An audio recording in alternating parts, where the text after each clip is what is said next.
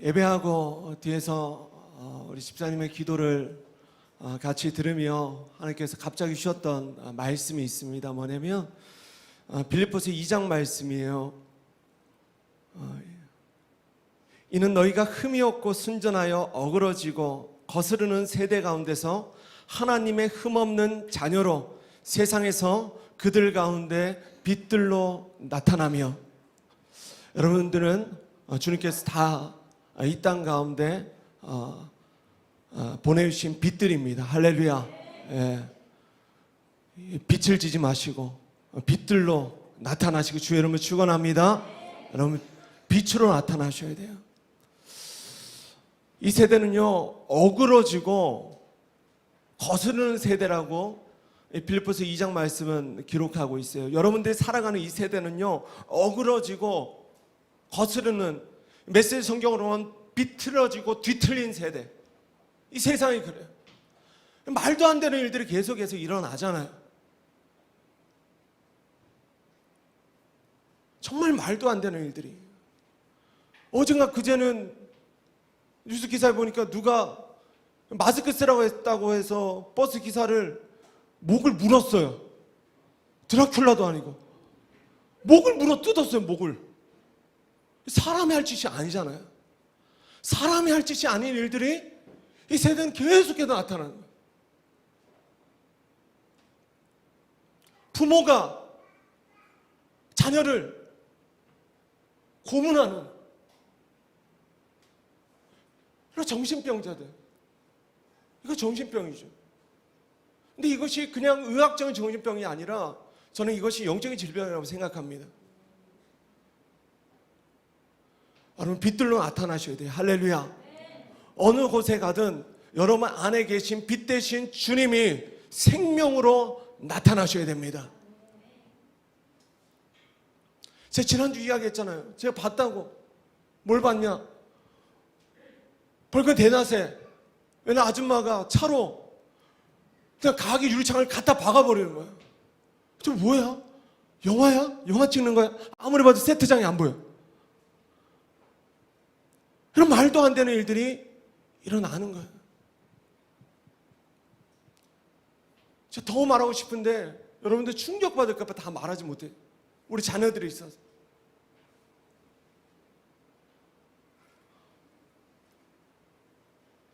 오늘 예배를 시작하며 말씀을 들으며 여러분 각자를 향한 주님의 마음은요 여러분 안에 이미 있지만 여러 가지 환경적으로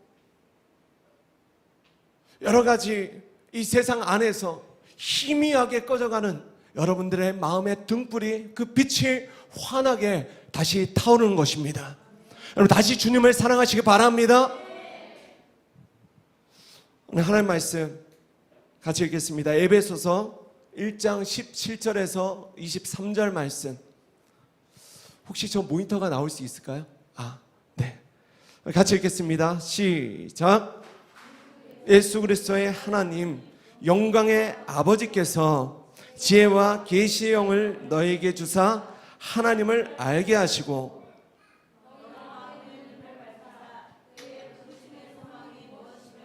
성도 안에서 그 기업의 영광의 풍성함이 무엇이며 그의 힘의 위력으로 19절 시작. 그의 힘의 위력으로 역사하심을 따라 믿는 우리에게 베푸신 능력의 지극히 크심이 어떠한 것을 너희로 알게 하시기를 구하노라.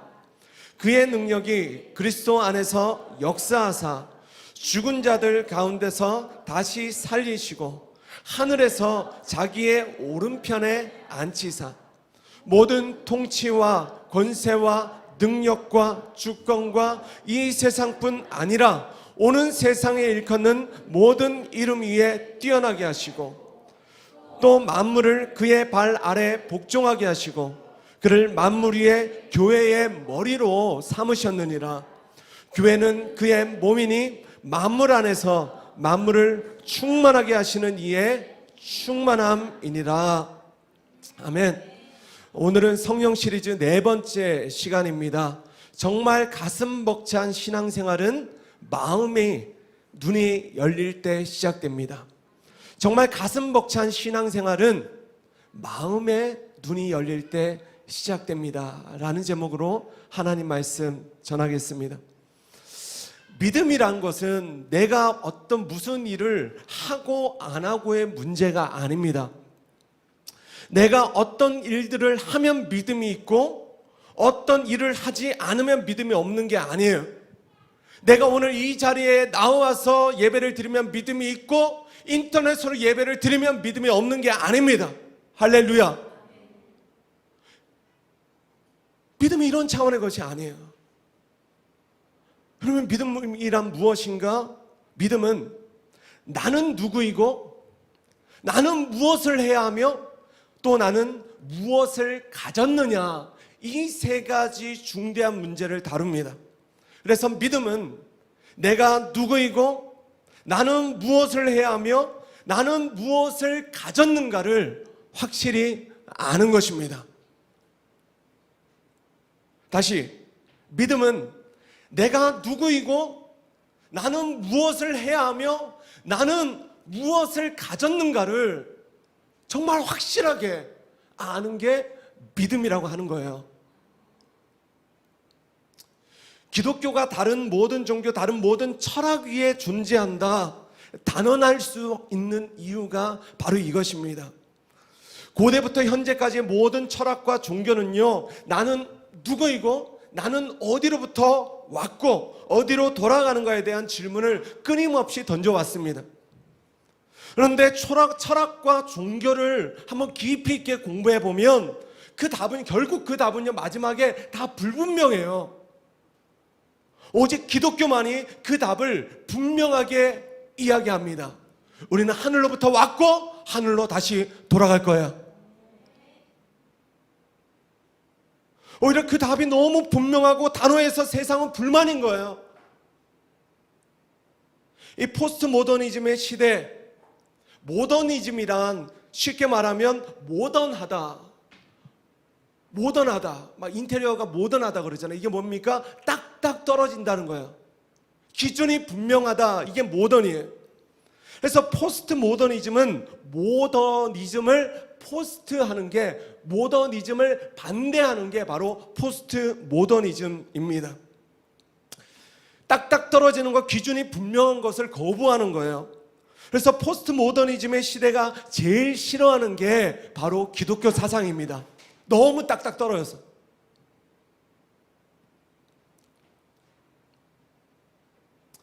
기준이 분명해도 너무 분명한 거예요. 그런데 문제는 이 포스트 모더니즘이 세상의 다른 곳이 아니라 교회에 적용되기 시작하는 거예요. 교회에서 진리를 점점 모호하게 이야기하는 것입니다. 죄를 죄라고 이야기하지 않는 거예요. 그건 죄일 수도 있고 아닐 수도 있다고 이야기하는 겁니다. 성경이 말하는 분명한 기준들, 죄에 대한 기준, 사랑에 대한 기준, 진리에 대한 기준, 이런 기준들을 자꾸 모호하게 짓이겨 버리는 거예요. 그리고 그 결국에 마지막에는 어떻게 됩니까? 예수님의 유일한 구원자가 될 수도 있고 아닐 수도 있어 라고까지 나아가는 거예요. 결국 네가 믿는 절대자와 내가 믿는 절대자는 같은 분이다. 절대자는 한 분이니까 예수님을 믿어 구원받던 알라를 믿어 구원받던 어차피 우리는 같은 곳으로 돌아갈 것이다. 그러니 결국 우리는 한 형제 자매이지 않냐. We are the world. 바로 이것을 종교다원주의라고 하는 것입니다. 그러나 우리가 가진 기독교 신앙, 크리스찬 페이스는, 그리스도를 따르는 사람들의 믿음은 오직 예수님 안에만 참된 구원이 있음을 확실히 아는 것입니다. 오직 예수님만이 유일한 길이요 진리요 생명이심을 어떤 순간에도 타협하지 않는 거예요. 많은 사람들이 신념과 신앙을 잘 구분하지 못합니다. 다시 잘 들으세요. 신념과 신앙을 여러분 잘 구분하셔야 돼요. 이 두 가지 믿음의 차이점을 잘 모르고 믿는 거예요. 신념도 믿음 같아 보이고 신앙도 믿음 같아 보이는 거예요. 그러나 신념과 신앙은 완전히 다른 것입니다. 먼저 신념은 믿을 신자에 생각염자를 씁니다. 그래서 신념은 내 생각을 믿는 거예요. 예배는 내 생각을 주님 앞에 내려놓는 것입니다. 내 뜻과 내 생각 내려놓고, 여러분, 그래야 예배가 되는 거예요. 그래서 신념은 내 생각으로부터 출발해요. 내가 가진 어떤 지식이나 사상, 인간적인 경험, 그것들로 만들어진 세계관과 가치관이 내 생각 안에 어떤 원리와 어떤 기준을 이미 만들어 놓은 거예요.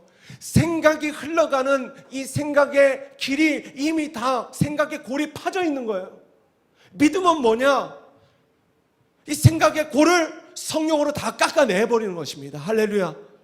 그래서 우리가 예수님을 믿기 이전에 흘러갔던 이 생각의 골을 성령님을 통해 다 깎아버리셔야 돼요.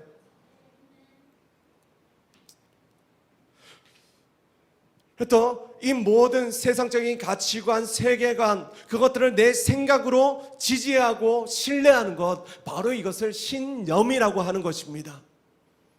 그래서 신념은 내 생각으로부터 출발하기 때문에 생각이 바뀌면 신념은 언제든지 바뀔 수 있다는 거예요.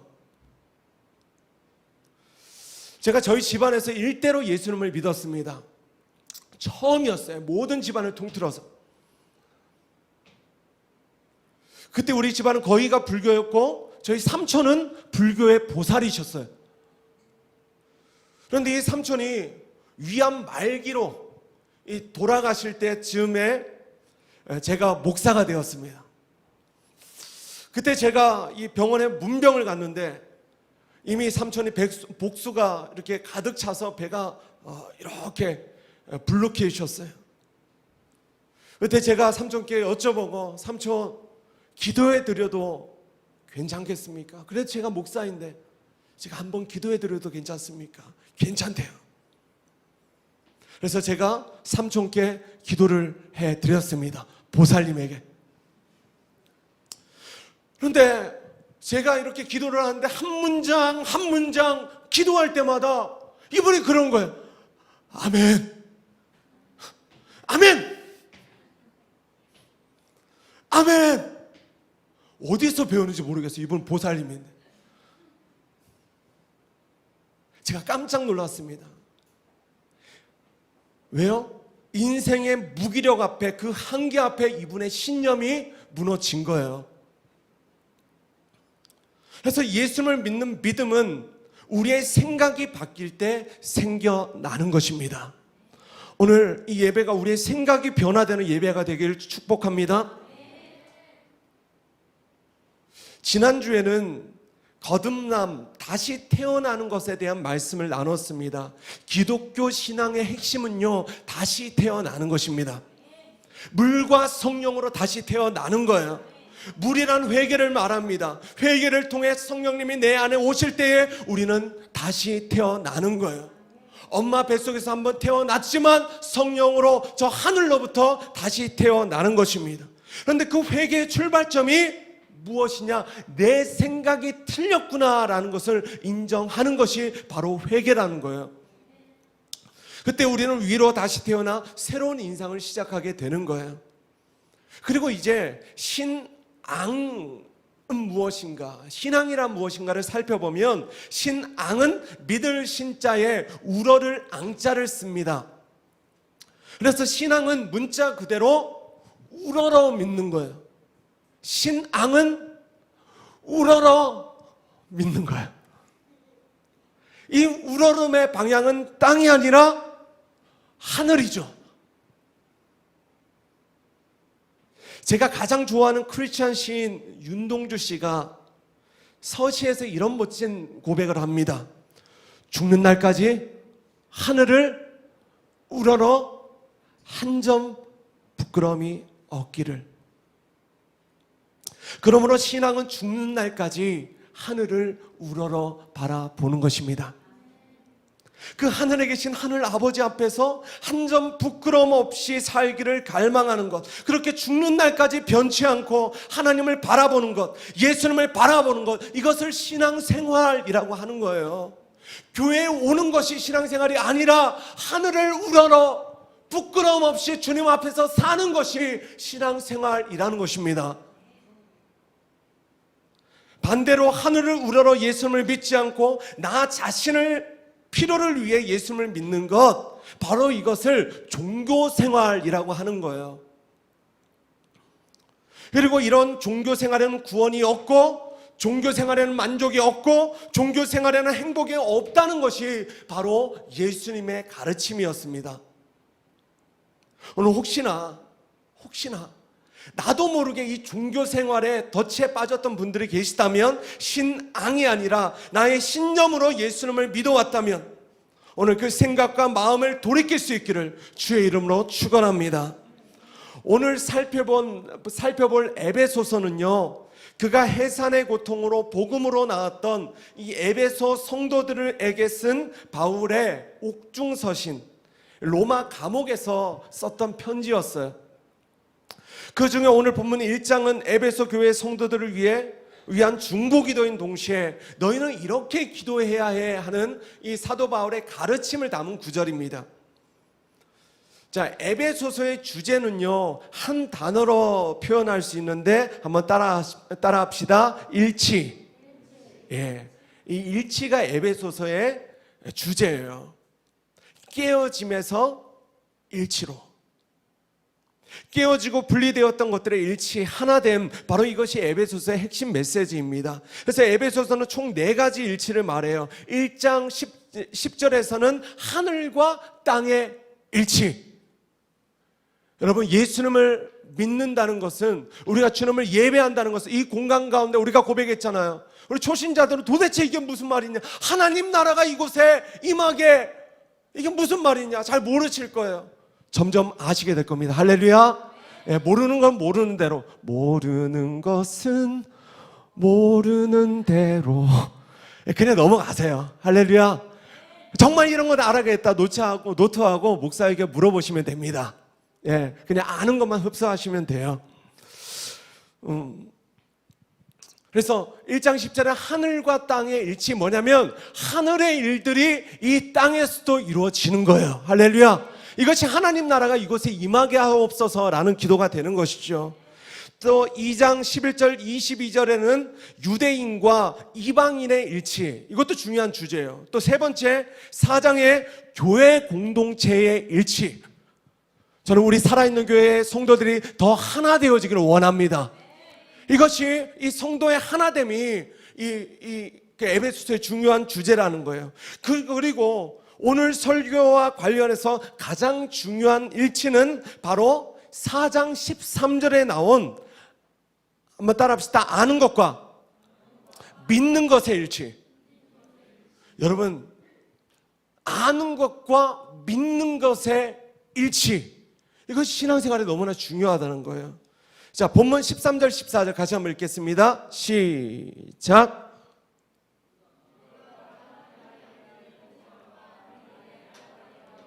온전한 사람을 이루어 그리스도의 장성한 분량이 충만한 데까지 이르리니, 이는 우리가 이제부터 어린아이가 되지 아니하여 사람의 속임수와 간사한 유혹에 빠져 온갖 교훈의 풍조에 밀려 요동하지 않게 하려 함이라. 자, 이 부분을 이 유진 피터슨이 쓴 메시지 성경으로 읽어보면 에베소서의 서론을 이렇게 풀어갑니다. 제가 읽어드릴게요. 하나님을 아는 것과 하나님을 섬기는 것이 우리의 삶에서 따로 놀 때가 있다. 우리는 온전한 인간으로 살아가도록 창조되었지만 믿음의 행함과 유기적인 일치가 깨어지는 순간 우리는 더 이상 온전한 인간으로 살아갈 수가 없다. 에베소 교회들에게 보낸 바울의 편지는 죄로 난파된 세상에서 깨어진 모든 것들을 두루 봉합한다. 와, 너무 멋있는 문장이지 않아요? 우리가 살아가는 이 세상은요, 마치 죄로 난파된 타이타닉과 같은 그런 큰 배와 같다는 거예요. 생명사역이란 그 배에 난파된 사람들을 예수 그리스도라는 구원의 방주로 건져내는 것입니다. 할렐루야. 여러분들이 빛들로 나타나면 이 일들이 일어나는 거예요. 실제로 우리가 예수님을 믿고도 우리 각 사람의 마음을 가장 괴롭게 하는 게 뭐냐면, 신앙에 대해서 내가 아는 지식과 나의 실제적인 삶이 자꾸만 분리되고 따로 놀 때에 우리의 마음이 괴로워요, 안 괴로워요? 괴로워요, 안 괴로워요? 괴롭다는 거예요. 이게 하나도 괴롭지 않다면 스스로 의심하셔야 돼요. 정말 내 안에 성령님이 오셨는가? 나는 정말 구원받은 거듭난 하나님의 사람이 맞는가? 왜냐하면 우리 안에 오신 성령님은 그 누구보다 우리가 하나님의 뜻대로 살기를 원하시는 분이시기 때문입니다. 여러분 안에 계신 성령님은요, 정말 간절하게 여러분이 하나님의 뜻대로 살기를 원하세요. 그래서 성령님과 하나 되어진 우리의 마음은 내가 알고 있는 하나님의 뜻과 내 삶이 일치되지 않을 때에, 분리될 때에 마음이 불편해야 정상인 거예요. 따라합시다. 불편해야 정상이다. 언제요? 내가 하나님의 뜻대로 살지 않을 때에. 그래서 우리는 두 종류의 신앙생활을 할 수 있다는 것입니다. 하나님을 아는 것과 하나님을 섬기는 것이 분리되어서 가슴이 불편한 신앙생활을 할 수도 있고, 하나님을 아는 것과 하나님을 믿는 것이 일치되어서 가슴 벅찬 신앙생활을 할 수도 있다는 거예요. 바라기는 오늘 말씀을 듣는 모두가 후자를 선택하고 이제는 정말 가슴 벅찬 신앙생활을 할 수 있기를 주의 이름으로 축원합니다. 신앙생활은 가슴이 벅차야 돼요. 여러분, 언제 가슴이 벅차요? 사람은요, 사랑할 때 그렇게 가슴이 벅찹니다. 누가 일을 잘해요? 그 일을 사랑하는 사람이 잘해요.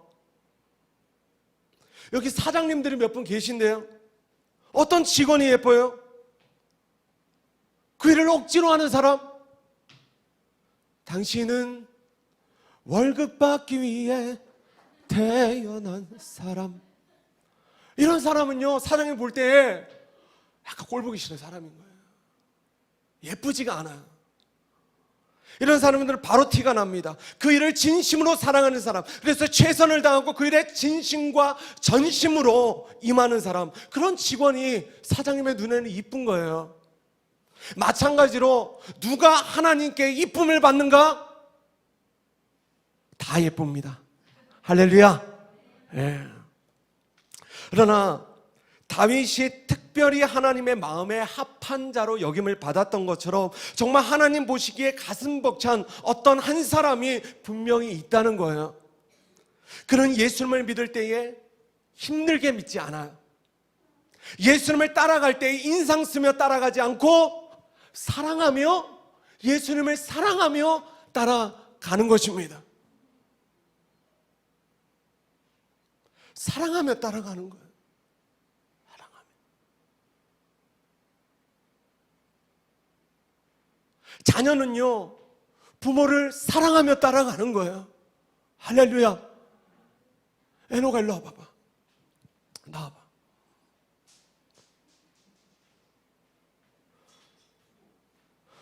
여기 누가 봐도 부인할 수 없는 제 아들이 있어요. 똑같이 생겼잖아요. 자녀는 앞으로 가는 거야? 아직.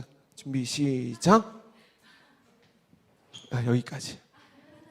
자녀는 아빠가 가자고 할 때 인상 쓰며 따라가지 않는 거예요. 아빠가 가는 곳에는 그냥 신뢰하고 따라가는 것입니다. 이게 자녀예요. 이쁜 자녀.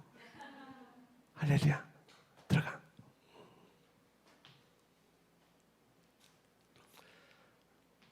이렇게 기쁨으로 아버지를 따라가는 자녀.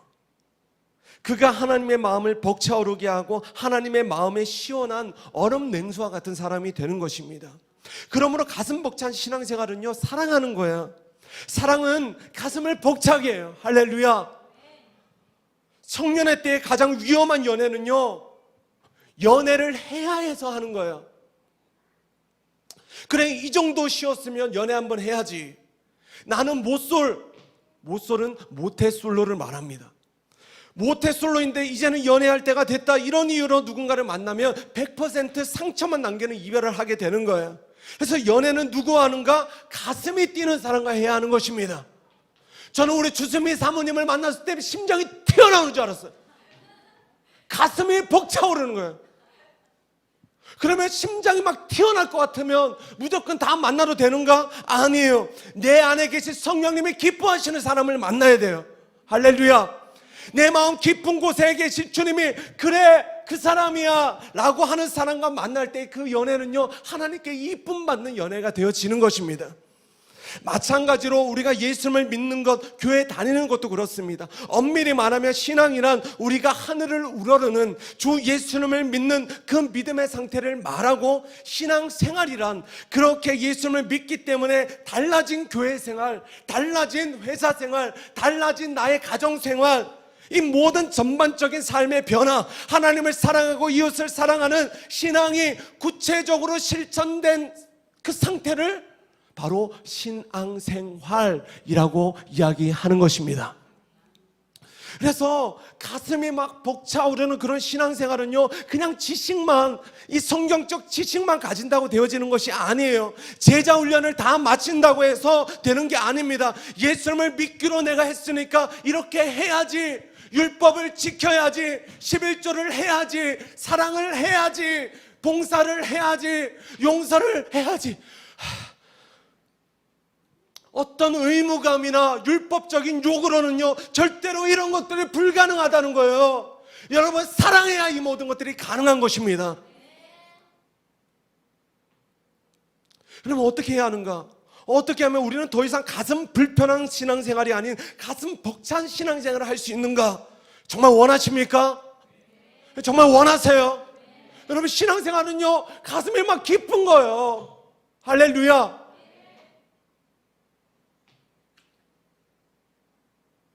성령님이 우리 안에 오시면 정말 이걸 원하게 돼요. 전에 가슴 불편했던 그 모든 율법들이 다시, 전에는 가슴 불편했던 그 모든 율법들이 이제는 정말 가슴 벅찬 율법으로 변화되는 것입니다. 주님 우리에게 분명히 말씀하셨어요. 나의 율법을 지키는 자라야 나를 사랑하는 자니. 이 말씀 안에 담긴 우리 주님의 진심을 정말 깨닫게 되는 것이 바로 정말 신앙생활이란 거예요.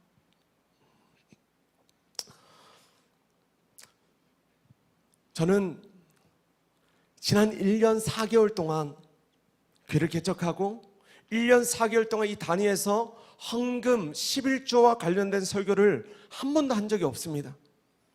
정말 주님이 특별히 말씀하시지 않으면 앞으로도 안 할 거예요. 교회 재정이 어려워질수록 저는 더 안 할 거예요. 제가 협박하는 게 아니라 이건 하나님께서 목사에게 주신 소중한 가오예요. 할렐루야. 소중한 믿음이에요. 우리 지지난주 우리 성은 형제 어디 있어요? 성은 형제 현지 자매를 가정을 리더로 세우려고 두 사람을 따로 불렀습니다. 평일에. 근데 이 형제가 오늘 목사님이 도대체 무슨 일 말씀을 하시려나 엄청 긴장했다는 거예요. 그래서 물어봤습니다. 내가 뭔 이야기를 할 줄 알았냐? 그렇게 형제가 그러는 거예요. 목사님, 교회 재정이 어려워서 목사님이 저에게 뭐를 부탁하려고 저를 부르신 줄 알았어요. 죄송해요. 저는 성우 형제가 더 어려워 보여요.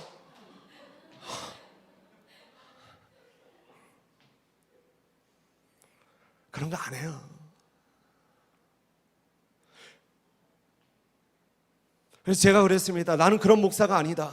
전에도 그러지 않았고 앞으로도 그러지 않을 거다. 한번 따라합시다. 가오가 있지. 일본어이지만 저는 이 단어를 너무나 좋아합니다. 목사가 가오가 있죠. 교회가 가오가 있죠. 할렐루야. 주님의 교회가. 교회는 자선단체, 자선사업단체가 아니에요. 교회는 동호회가 아니에요. 돈 떨어졌다고 모금합시다 이런 것이 아니에요. 그래서 저는 우리 살아있는 교회의 컨셉을, 저 이제 1년 4개월 되었어요. 누가 보면 개척교회 아니라고 하지만 여기 개척교회예요. 근데 저는 처음부터 교회의 컨셉을 있어 보이는 교회를 정했습니다. 인테리어 보세요. 저희 교회는 있어 보이잖아요. 할렐루야. 목사 옷을 잘 입잖아요. 기분 나빠요? 저는 일부러 잘 입어요. 안 없어 보이려고. 이게 우스갯소리인데요. 저는 어떤 목사님이 제게 그러셨어요. 막 개척 준비하는데 막 이렇게 좀 보시더니, 목사님 그렇게 있어 보이면 사람들이 다 있는 줄 알고 개척교회를 안 돕는다는 거예요. 좀 없어 보인다는 거예요. 목사 옷도 좀 허름하게 입고 교회도 인테리어 이렇게 하지 말고 좀 이 강제상 이런 거 두지 말라고. 두지 않으면 사람들이 알아서 없구나 하고 갖다 놓는다고. 아니에요. 저는 처음부터 멋진 걸로 뒀어요. 할렐루야. 근데 이분이 개척을 해보니까요, 이분이 어떤 의도로 말씀하셨는지 알겠더라고요. 엄청 풍족한 줄 알아요. 그런데 아니에요.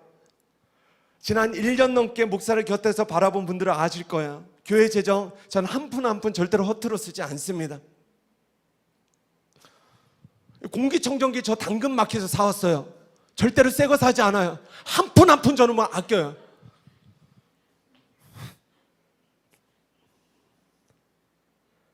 저는요, 밥을 사면 샀지 태성적으로 얻어먹는 게 불편한 사람이에요.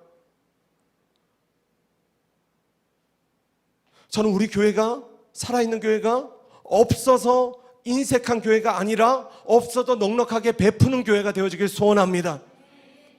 저는 우리 청년들 정말 가르치고 싶어요. 없을 때 더 넉넉히 베푸는 것을 훈련하시기 바랍니다.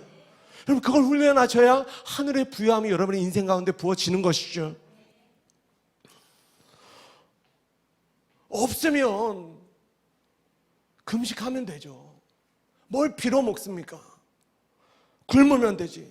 그러나 교회 재정은 목사가 비는 게 아니라 하나님이 책임지시는 거예요. 저는 그것을 믿습니다. 언제든지 순복할 준비가 되어 있어요. 교회가 어려우면 하나님의 뜻도 거기까지인 거예요. 인간적인 방법으로, 제가 여러 번 이야기했잖아요. 우리 교회는요, 생존을 위해 만들어진 교회가 아닙니다. 우리 교회는 부르심을 향해 나아가는 교회예요. 할렐루야. 생존에 안 되면 문 닫으면 되는 거예요. 이게 목사의 가오예요. 더 이상 이 시대는요, 성도들에게 헌금이나 11조를 율법으로 정하고 강요하는 시대는 저는 지났다고 확신합니다. 물론 헌금에 대한, 생활에 대한 율법이 틀린 게 아니에요. 이것은 성도님들이 배우셔야 돼요. 그런데 목사가 설교하면 마음 불편해지니까 저에게 배우지 마시고 유튜브님에게 배우시기 바라요.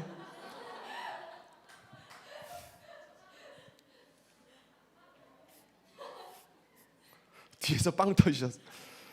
그래서 저는 안 할 거예요. 궁금하면 뭐 우리 집사님들에게 물어보세요. 저는 안 할 거예요.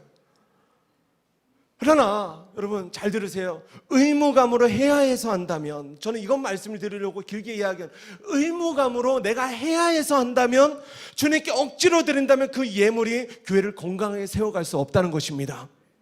그래서 가슴 불편한 예물이 아닌 가슴 벅찬 예물을 드릴 수 있는 사람, 정말 주님을 사랑해서 드리는 사람들을 통해 교회는 건강하게 세워진다는 거예요. 그러면 가슴 불편한 분들은 어떻게 해야 합니까? 여전히 제 마음에 불편함이 있는데요, 이해합니다. 저도 오랫동안 불편했어요. 그러다가 저는 주의 은혜로 목사가 돼서 지금 이게 안 불편한 거지, 청년 때도 불편했고 목사로 살기 전까지 저도 불편했어요. 이해합니다. 그래서 가슴에 불편한 분들은 어떻게 해야 하는가? 정죄하고 판단하고 누구도 그러지 않는 거예요. 할렐루야. 그게 교회입니다. 그냥 기다려주는 거예요. 정말 성령님이 그 삶에 방문하시고 충만케 하셔서 우리가 가슴 불편했던 그 모든 일들이 가슴 벅찬 일로 바뀌어질 때까지, 내 머리와 내 가슴이 일치되어질 때까지 그냥 서로 뜨겁게 사랑하고 더 뜨겁게 주님을 예배하고 뜨거운 국밥을 많이 먹고, 국밥을 먹고 또 먹고 또 먹고 같이 계속 배가 부르게 먹다가 보면 어느 순간 그런 거구나, 할렐루야, 깨달아질 때가 있다는 거예요. 그래서 교회는, 한번 따라 합시다. 교회는 사랑하는 곳이다. 할렐루야. 그게 교회예요. 주의 은혜로 채워지는 것이 교회입니다. 바로 이것이 이 어려운 시대에 교회 공동체를 향한 우리 주님의 뜻이라고 저는 그렇게 분명하게 믿어요. 이제 본문 17절 18절에서 사도 바울은요, 에베소 성도들을 향한 중보기도를 이렇게 시작합니다.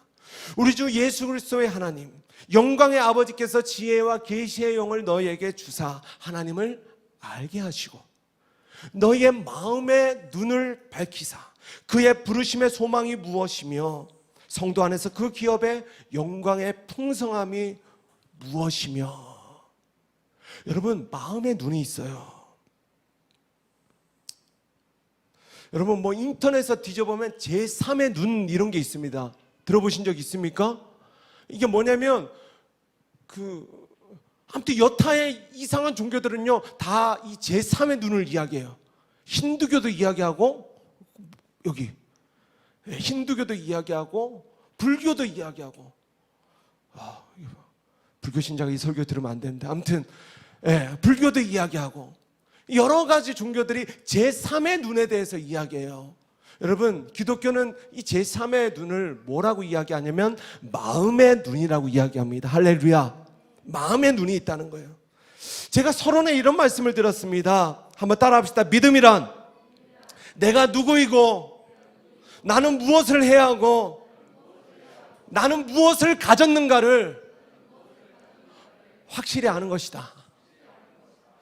이것을 확실히 알게 되면 부담 가득한 신앙생활이 기쁨 가득한 신앙생활로 변화된다는 것입니다. 그런 기적이 일어나요.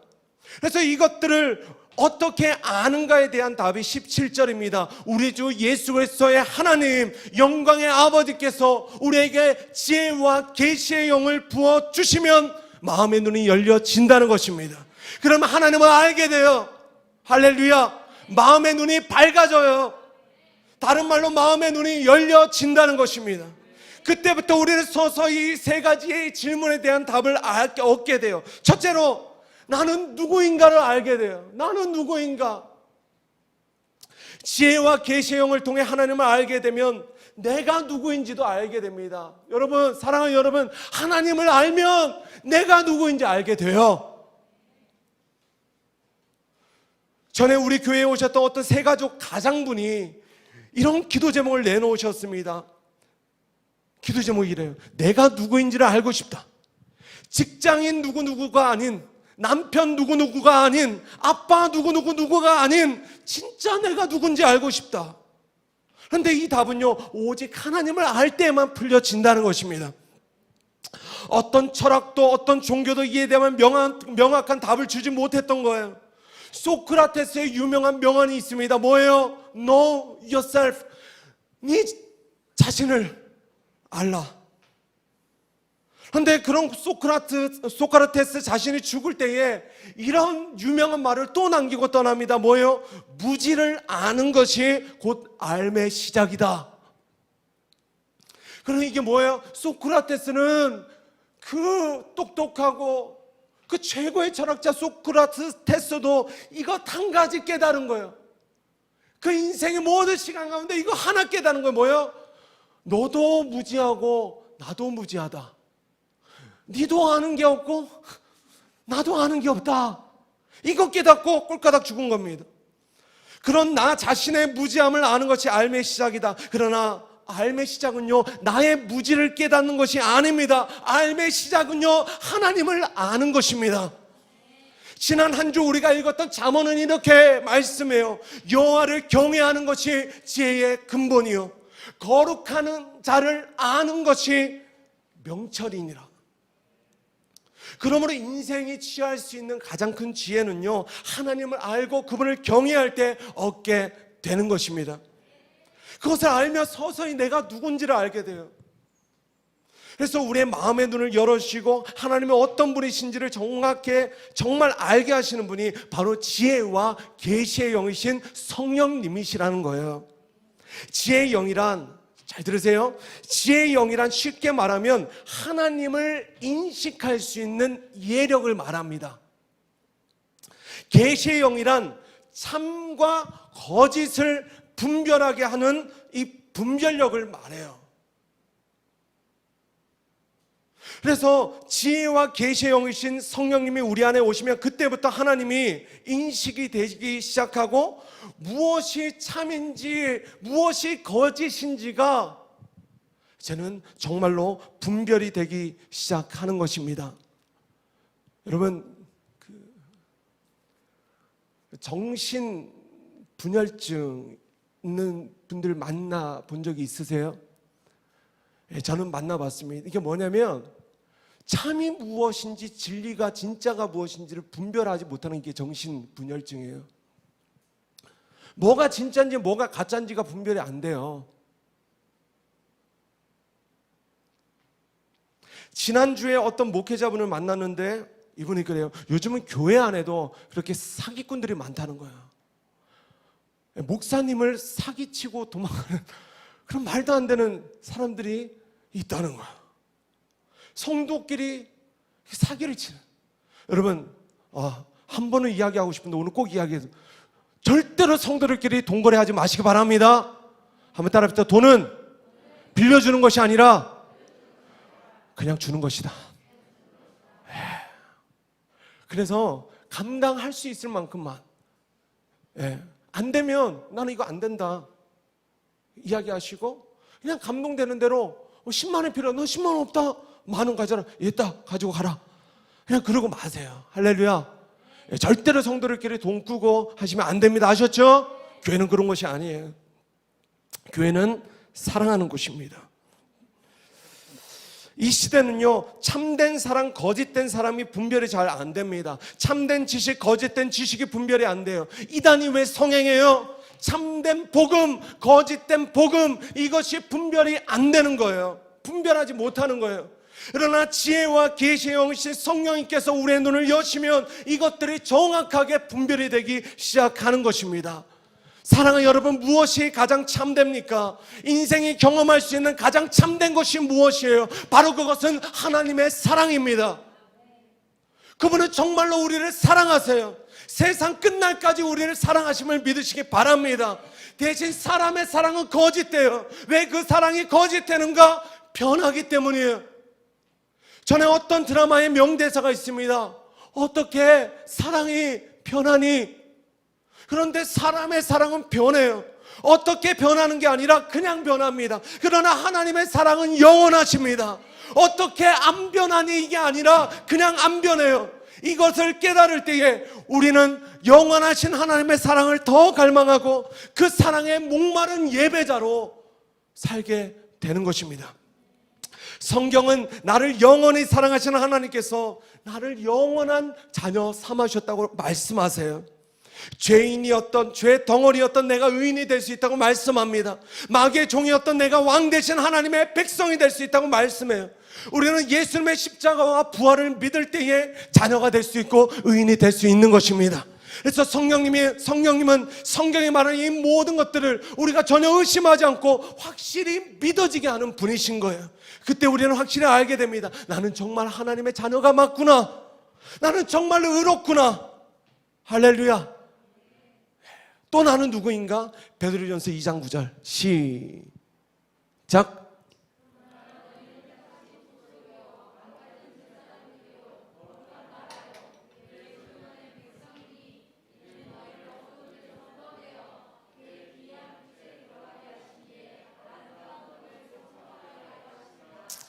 아멘. 자, 이렇게 성경이 기록한 나의 정체성을 내가 믿고 확신할 때 우리는 가슴 벅찬 신앙생활로 나아갈 수 있다는 것입니다. 이것을 알아야 내가 무엇을 해야 하고 무엇을 할 수 있는지가 알아지는 거예요. 그래서 둘째로 지혜와 계시의 영이신 성령님께서 우리의 마음의 눈을 여시면 하나님께서 나를 이 땅에 보내신 목적이 알아지는 거예요.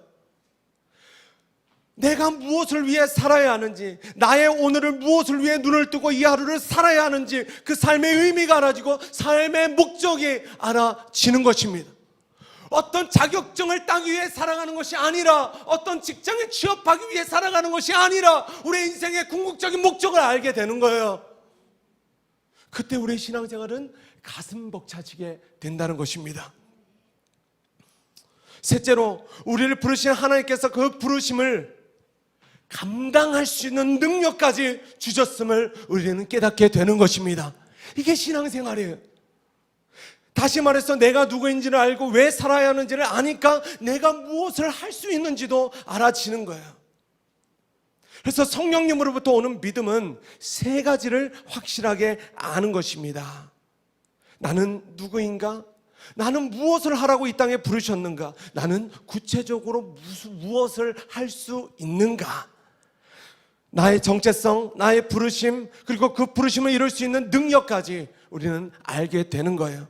이것들을 알게 되면 비로소 우리는 더 이상 가슴 불편한 신앙생활이 아닌 가슴 벅찬 신앙생활로 나아갈 수 있다는 것이 여기까지의 오늘 메시지의 핵심인 것입니다. 할렐루야. 예, 여기까지 잘 따라오셨어요. 여기까지 이해가 되시면 아멘 하시겠습니다. 그래서 본문 17절에서 19절을 메시지 성경으로 보면 이 세 가지를 알게 하시는 성령님의 일하심이 정확하게 나타납니다. 같이 한번 읽을게요. 길지만 시작.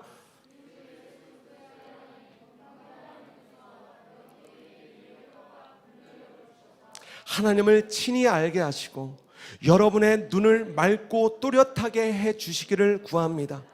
그리하여 하나님께서 무엇을 하라고 부르시는지 여러분이 정확히 볼 수 있기를 바랍니다. 또한 하나님께서 그분을 따르는 이들을 위해 마련해 두신 이 영광스러운 삶의 방식이 얼마나 대단한 것인지, 하나님께서 그분을 믿는 우리 안에서 끊임없는 에너지와 한없는 능력으로 행하시는 역사가 얼마나 풍성한지를 이해할 수 있기를 구합니다. 여러분들이 이해할 수 있기를 구합니다. 그래서 누군가 예수님을 믿고 성령으로 충만해질수록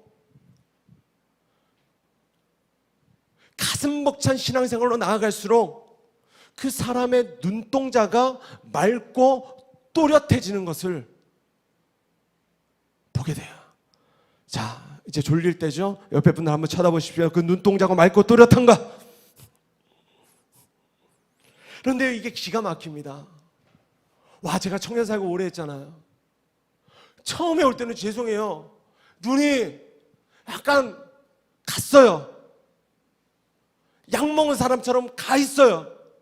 초점이 없어요. 왜요? 내가 무엇을 위해 살아야 하는지 모르니까. 그런데 예수님을 믿고 나면요, 오늘 말씀처럼 내가 누구인지를 알고 내가 무엇을 위해 살아야 하는지 알고, 더 나아가서 이미 주님께서 내게 그 무엇을 이룰 수 있는 능력을 주셨음을 아는 사람, 이것을 확실히 아는 사람은 그 눈빛이 다른 거예요. 할렐루야. 눈빛이 다른 거예요. 눈이 또렷한 거예요.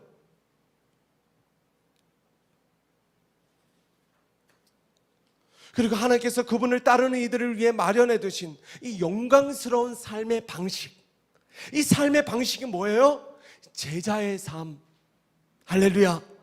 예수님을 따르는 삶, 넓은 길이 아닌 좁은 길을 선택해서 따르는 삶, 이 삶의 방식. 그리고 의무감과 부담감으로 따르는 것이 아니라 가슴 벅찬 설렘으로 사랑하며 그분을 따르는 삶, 바로 이것이 성경이 말하는 신앙생활이 된다는 것입니다. 이제 말씀을 정리합니다.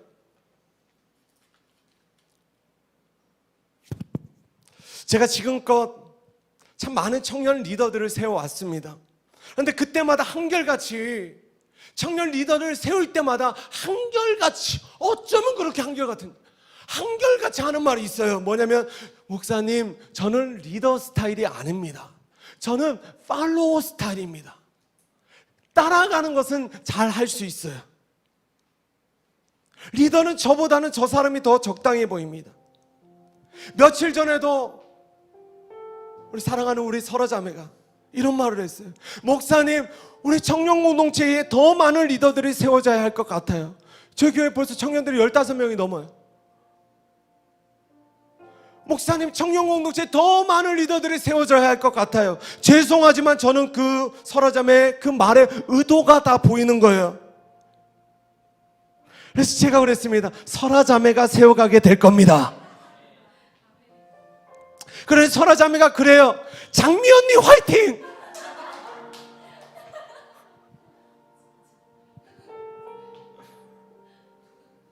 물론 돌이켰어요. 할렐루야. 저는요, 이런 말들을 들을 때마다 너무 안타까운 거예요. 잘 들으세요.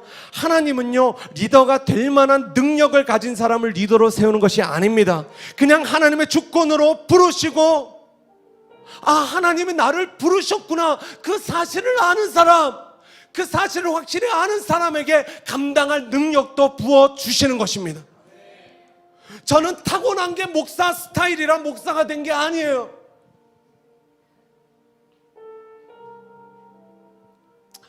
저는 중3 때까지 말더듬이 있었어요. 떳떳떳떳떳. 왜요? 사람 앞에만 서면 그렇게 두려운 거예요. 사람 눈을 3초 이상 바라보지를 못했어요. 두려워서. 지금요, 3시간도 바라볼 수 있어요. 제가 22살에 예배 인도를 시작했습니다.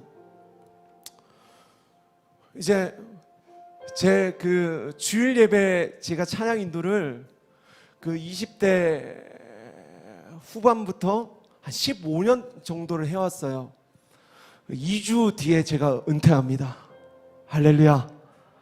제가 2주 뒤에 이제 은퇴하고 이제 우리 사모님과 우리 또 지체들이 예배 인도를 하게 될 거예요. 자세한 거는 제가 또 나중에 말씀드리겠습니다. 아무튼 제가 22회 예배인도 처음 시작하고 28회는 CCM 음반을 발표하고 사람들에게 이 CCM 사역을 이라는 걸 처음 시작했어요. 저희 교회도 이 찬양 사역자들이 많잖아요. 제가요, 처음 음반을 냈는데 나름 음반이 잘 됐습니다. 그래서 처음에 찬양 사역이 엄청 많았어요. 여기저기 막 많이 다녔습니다. 전국을. 근데 신기한 게 앞에서 찬양 인도를 할 때는 앞에 수천 명이 있어도 떨리지가 않아요. 그런데 앞에서 CCM 사역자로 노래만 하면 덜덜덜 떠는 거야. 마이크가 저기 우리 우주 형제 맨 뒤에서 보일 정도로 덜덜덜 이렇게 떠는 거야. 그래서 제가 한동안은요, 찬양 사역하면서 항상 우황청심원을 가방에 놓고 다녔던 사람이에요. 그래서 저는 확신했어요. 아, 이건 내 부르심이 아닌갑다. 그래서 저는 CCM 사역이 아닌 교회 예배 사역에 전념하기로 결정했습니다. 그러다가 점점 저는 교회가 무엇인지를 알게 됐어요. 그러다가 교회를 사랑하는 것이 얼마나 가치 있는 것을 저는 알게 됐고요, 얼마나 그것이 영광스러운 일인지를 저는 알게 됐습니다. 그러다가 목사가 된 거예요. 오늘 본문 23절의 말씀처럼 교회는 주님의 몸이고 만물 안에서 만물을 충만하게 하시는 이의 충만함, 그 생명의 역사가 바로 교회를 통해 흘러가게 된다는 것을 확실히 알게 된 거예요. 그래서 메시지 성경에 번역된 것처럼 교회가 이 세상의 중심이고 하나님은 마지막 때에 교회를 통해 만물을 당신의 임재로 채우신다는 것을 저는 확신하게 된 거예요. 그것을 깨닫게 하시고 더 깨닫게 하시기 위해 하나님은 저를 목회자로 부르신 거예요. 그래서 지금도 저는 설교만 하면 막 떨려요. 그러나 하나님께 저를 부르셨다는 것을 정말 확신하게, 그것을 그분을 믿는 내 안에 주시는 끊임없는 어떤 하늘의 에너지가 저를 채워주셔서 순종하고 감당하는 거예요. 저는요, 제가 왜 살아야 하는지를 알아요.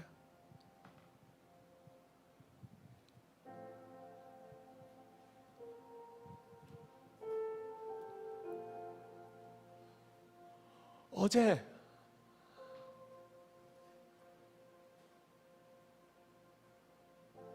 제가 너무나 사랑하는 청소년 하나가 세상을 떠났어요. 하루 종일 이 아이가 생각나서 눈물이 났던 것도 있지만 계속해서 이 땅에, 이 도시에 있는 우리 청소년 아이들, 우리 부모님, 청소년들 부모님 계시잖아요. 그리고 우리 어린 아이들, 시온이와 같은 어린 아이들, 그 아이들의 신음소리가 계속 들리는 거예요. 근데 그 신음소리가 교회를 처음 개척할 때 들렸는데 한동안 안 들렸어요. 왜냐하면 바쁘니까 또 교회를 개척하고 교회를 세워나가야 되니까. 근데 어제 그를 통해 다시 한번 제 마음 가운데 감동을 주시는 거예요. 야, 살아있는 교회 그래서 세웠지 않냐?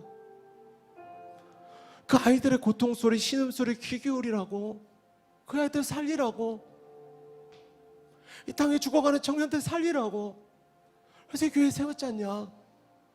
그 주님의 음성이 계속 들리는 거예요. 계속 울었어요. 저는 우리 살아있는 교회 모든 성도들이 이 세 가지를 살아있는 교회에서 확실히 알게 되기를 진심으로 축복합니다. 따라합시다. 나는 누구인가? 나는 무엇을 해야 하는가? 나는 또 무엇을 할 수 있는가? 예. 사실 이 세 번째 답은 간단해요. 우리는 아무것도 할 수 없습니다. 그러나 내게 능력 주시는 자 안에 있으면 모든 불가능이 가능케 되는 것입니다.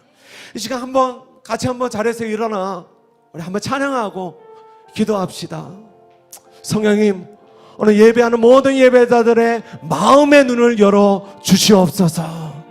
우리 같이 한번 우리 시선 찬양하고 주님 앞에 한번 기도하며 나가십시다. 내게로부터 눈을 들어 주를 보기 시작할 때 주의 일을 보겠네. 내 작은 마음 돌이키사 하늘에 꿈꾸게 하네. 주님을 볼 때 다시 한번 내게로부터 눈을 들어 주를 보기 시작할 때 주의 일을 보겠네. 내 작은 마음 돌이키사 하늘에 꿈꾸게 하네. 주님을 볼 때 모든 시선을 주님께 드리고 살아계신 하나님을 느낄 때 내 삶은 주의 역사가 되고 하나님이 일하기 시작하네.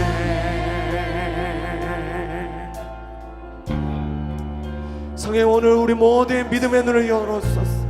내가 누구인지 알게 하시고 내가 무엇을 위해 살아있는지 알게 하소서. 성령이 나를 변화시켜 모든 두려움 사라질 때 주의 길을 보겠네. 황폐한 땅 한가운데서 주님 마음 알게 되리. 주님을 볼 때 우리 고백합시다. 모든 시선을 주님께 드리고 전능하신 하나님을 느낄 때 세상은 주의 연화가 되고 하나님이 일하기 시작. 모든 시선을 주님께 드리고 살아계신 하나님을 느낄 때 내 삶은 주의 역사가 되고 하나님이 일하기 시작하네. 제가요 청년사역 청소년 사역 오래 하면서 제일 많이 했던 일 중에 하나가 집 나온 아이들과 함께 있어주는 거였어요. 왜 집을 나와요? 그 집이 있을 만한 데가 못 되니까. 그 집에 하나님의 나라가 없으니까. 근데 제가 그 심정을 알아요. 저를 어릴 때 많이 그랬었으니까. 제가 어릴 때요 집에서 막 엄마 아빠 싸우시고 아버지 술 먹고 막 하고 그래서 한밤중에 새벽에 밖에 나오면 제가 할 수 있는 한 가지 일은 뭐였냐면 그 옥상에 올라가고 하늘을 바라보는 거예요. 할 수 있는 게 아무것도 없어요. 하늘만 바라봤어요. 별똥별 떨어지는. 근데 그렇게 하늘만 바라보면 제 숨통이 막 열리는 거예요. 살 것 같은 거예요. 언제 우리의 신앙생활이 행복해져요? 예수님을 정말 믿는다는 게 뭐냐면 하늘을 바라보는 거예요. 할렐루야. 지난 한 주 하늘을 얼마나 바라보셨어요? 얼마나 주님을 바라보셨어요? 이 땅의 것들을 바라보니까 숨이 턱 막히는 거예요. 하늘을 바라보면 왜요? 이 땅을 어떻게 살아야 하는지가 알아져요. 이 땅을 바라볼 때는 죽을 것 같지만 하늘을 바라보면 그래도 살만하다는 것을 알게 돼요. 할렐루야. 주님 계시니까, 내 생명은 주님께 속해 있으니까, 내 꿈은 이 땅에 있지 않고 하늘에 있으니까 주님을 바라보며 꿈을 주시는 거예요. 이세 수많은 우리 다음 세대 아이들은 왜 꿈이 없이 살아요? 왜 하루하루 사는 것이 고통스러워요? 내일이 암담한 거예요. 그러나 저는 확담해요. 주님을 바라보며 꿈을 주시는 거예요. 오늘 내 하루를 왜 살아야 하는지 알게 되는 거예요. 오늘 내 하루는 눈을 왜 떠야 되는지 알게 되는 거예요. 여러분, 그것을 정말 원하신다면 우리 두 눈을 감고 우리 가슴에 손을 모으고 오늘 이 세 가지 알기를 원합니다. 주님, 나는 누구입니까? 주님, 나는 무엇을 위해 살아야 합니까? 주님, 나는 무엇을 할 수 있습니까? 이 막막한 가운데 주님 마음의 눈을 열어주셔서 하나님 나라의 비밀한 것들을 우리로 알게 하여 주시옵소서. 우리 주의 이름 한번 읽고 기도하며 나가십시다. 기도합니다. 주님,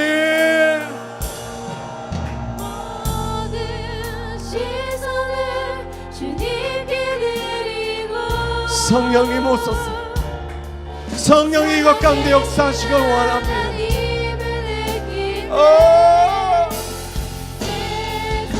주님, 위로가 필요한 자들에게 위로를 주시고 마음에 쉼이 필요한 자들을 쉼을 주시고 오늘 이 어그러지고 뒤틀린 세대 가운데 우리가 어떻게 살아야 할지, 무엇을 위해 살아야 할지 주님을 알게 하여 주시기를 원합니다.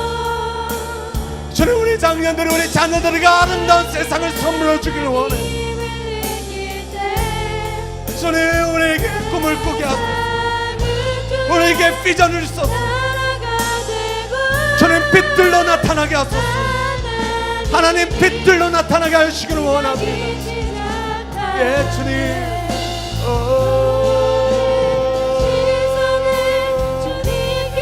주님, 하나를 바라보게 살게 하소서. 더 이상 이 땅의 것들을 바라보며 살지 않게 하소서. 하늘을 바라보고 이 땅의 일들을 외면하는 것이 아니라 이 땅의 것들을 해석하며 살 수 있는 지혜의 지형을 부어 주옵소서. 주님 감사합니다. 주님 감사합니다. 하나님, 오늘 예배 가운데 우리의 영을, 우리의 시선을 저 하늘보다 높은 곳으로 이끌어 주시길 원합니다. 하나님, 이 땅에 이루어졌던 우리를 고통스럽게 하고 우리의 마음을 아프게 하고 우리의 눈과 귀를 가렸던 수많은 일들, 도대체 왜 이런 일들이 일어난가? 아니, 남들은 다 잘 사는 것 같은데 왜 나한테만 이런 일들이 일어나야 하는가? 하나님, 이해되지 않는 모든 것들이 오늘 우리가 하늘을 우러러 바라보기 시작할 때에 지혜와 계시의 영이신 성령께서 우리의 마음의 눈을 열어주시고 그 모든 일들이 이제는 이해되고 해석되고 분별될 수 있는 놀라운 기적이 일어나게 하여 주옵소서. 그때 우리는 알게 돼요.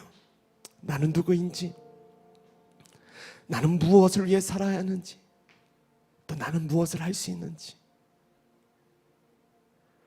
이 땅을 바라보면 내가 할 수 있는 것들이 아무것도 없어 보여요. 특별히 이 시대를 살아가는 우리 청소년들, 청년들은요, 정말 아무것도 할 수 있다고 그렇게 느껴요. 그러나 우리 성령님, 저들에게 꿈을 주시고 환상을 주시고 하나님 나라의 비밀한 것들을 보게 하여 주셔서 나는 아무것도 할 수 없지만 내게 능력 주신 자 안에는 내가 모든 것을 할 수 있구나, 그들을 정말 확신할 수 있도록 주께서 은혜 더하여 주시옵소서. 감사합니다. 우리 사랑하는 우리 부모 세대를 주께서 축복하여 주옵소서. 코로나로 인해서 모든 것이 위축되어진 이 시대 가운데 그 마음에 잃어버린 힘을 되찾게 하여 주시고, 하루하루 살아야 해서 사는 것이 아니라 왜 살아야 하는지를 알게 하여 주시고,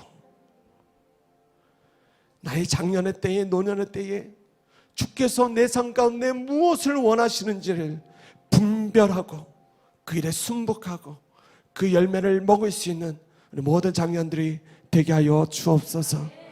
주님, 마지막으로 기도합니다. 우리 자녀 세대를 축복하여 주옵소서. 하나님 나라의 사역자들을 세워 주옵소서. 저들을 믿음으로 양육하고 세워갈 수 있는 하나님 나라의 리더들을 주께서 일으켜 주옵소서. 주님 고맙습니다. 사랑합니다. 예수님의 이름으로 간절히 기도드립니다. 아멘.